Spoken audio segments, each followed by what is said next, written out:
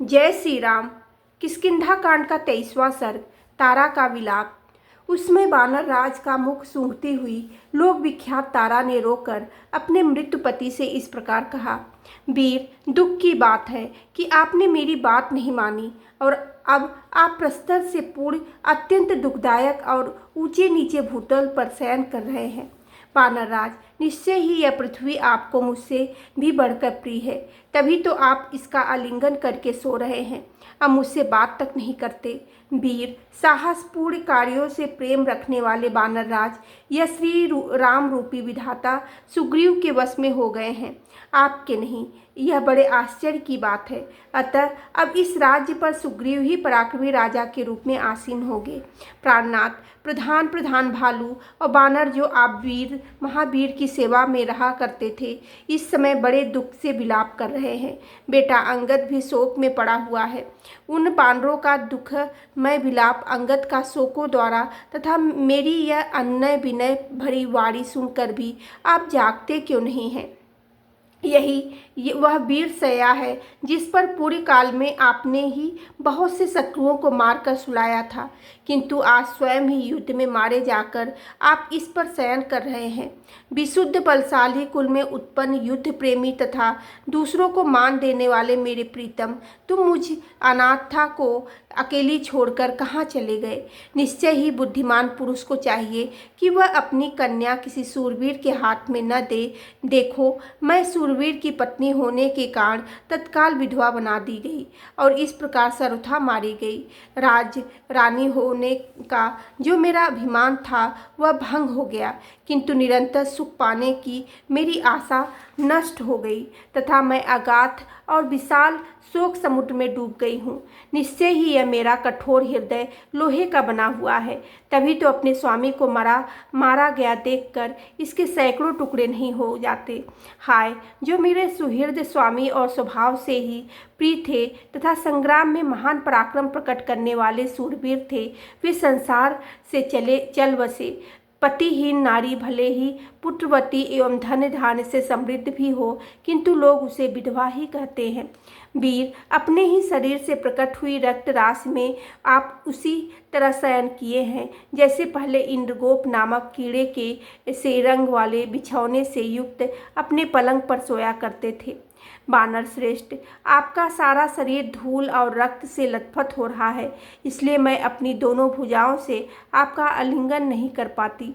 इस अत्यंत भयंकर बैर में आज सुग्रीव कृतकृत्य हो गए। श्री राम के छोड़े हुए एक ही बाण ने उनका सारा भय हर लिया। आपकी छाती में जो बाण धंसा हुआ है वह मुझे आपके शरीर का आलिंगन करने से रोक रहा है।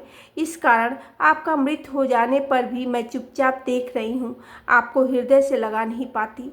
उस समय नील के बाली के शरीर में धंसे हुए उस बाण को निकाला, मानो पर्वत की कंदरा से छिपे हुए प्रज्वलित मुख वाले विषधर सर्प को वहां से निकाला गया हो। बाली के शरीर से निकाल जाते हुए उस बाण की कांति अस्ताचल के शिखर पर अवरुद्ध किरणों वाले सूर्य की प्रभा के समान जान पड़ती थी। बाढ़ के निकल जाने पर बाली के शरीर के सभी घावों में से खून की धाराएं गिरने लगी, मानो किसी पर्वत से लाल गेरू मिश्रित जल की धाराएं बह रही हो। बाली का शरीर रणभूमि की धूलि से भर गया। हाँ, उस समय तारावाड़ से आहत हुए अपने सूरवीर स्वामी से उस शरीर को पोंछती हुई उन्हें नेत्रों के अश्रु जल से सींचने लगी। अपने मारे गए पति के सारे अंगों को रक्त से भीगा हुआ देख बाली पत्नी तारा ने अपने भूरे नेत्रों वाली पुत्र अंगद से कहा, बेटा देखो, तुम्हारे पिता की अंतिम अवस्था कितनी भयंकर है। ये इस समय पूर्व पाप के कारण प्राप्त हुए वैर से पार हो चुके हैं। वर्ष प्रातःकाल के सूर्य की भांति अरुण गौर शरीर वाले तुम्हारे पिता राजा बाली अब यमलोक को जा चुके हैं।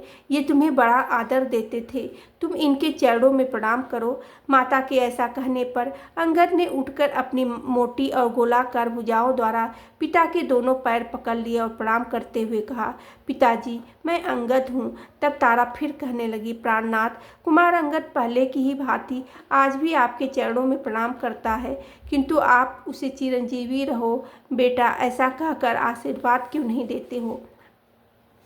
जैसे कोई बछड़े सहित गाय सिंह के द्वारा तत्काल मार गिराए हुए साढ़ के पास खड़ी हो, उसी प्रकार पुत्र सहित मैं प्राणहीन हुए आपकी सेवा में बैठी हूँ।